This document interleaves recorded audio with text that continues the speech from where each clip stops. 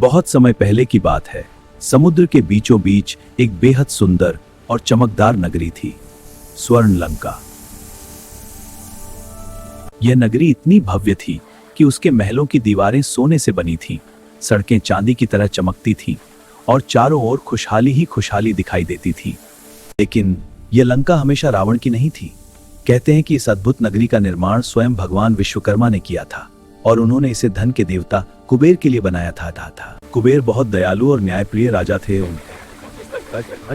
चारों ओर हरियाली, सुंदर बगीचे, ऊंचे ऊंचे महल और खुशहाल लोग, यही थी असली लंका। लेकिन एक दिन सब बदल गया। उसी समय एक महान विद्वान और शक्तिशाली ब्राह्मण ऋषि विश्रवा के घर जन्म हुआ एक पुत्र का, जिसका नाम था रावण। रावण बहुत बुद्धिमान था। बचपन से ही उसने वेद शास्त्र सीख लिए थे।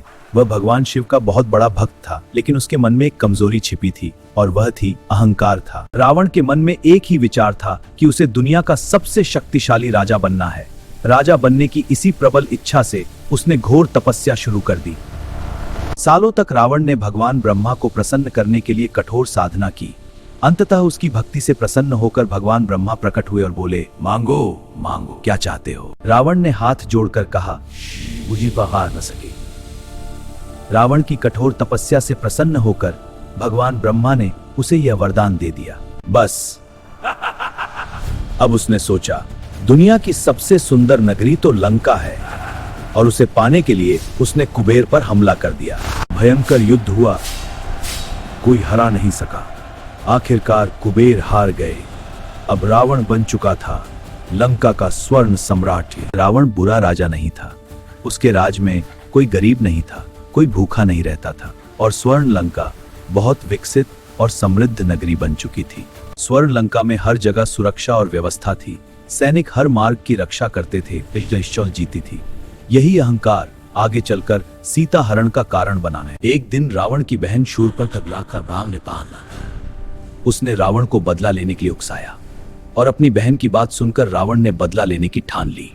रावण ने छल से भगवान राम की पत्नी सीता माता का हरण कर लिया और उन्हें जबरदस्ती लंका ले आया और यहीं से शुरू हुई स्वर्ण लंका के विनाश की कहानी। जब भगवान राम को सीता माता के हरण का पता चला तो उन्होंने तुरंत वानर सेना के साथ लंका जाने का निश्चय किया। अब धर्म और अधर्म के बीच महायुद्ध की तैयारी शुरू हो चुकी थी।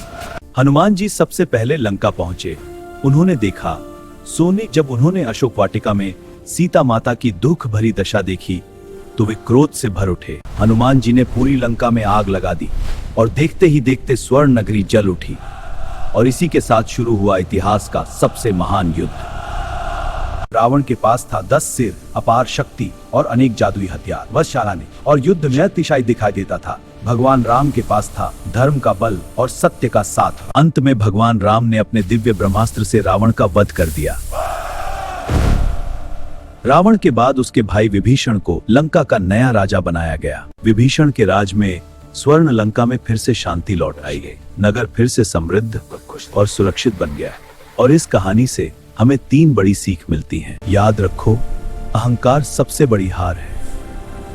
शक्ति और गलत रास्ता चाहे कितना भी चमकदार क्यों ना हो, उसका अंत हमेशा विनाश ही देता है।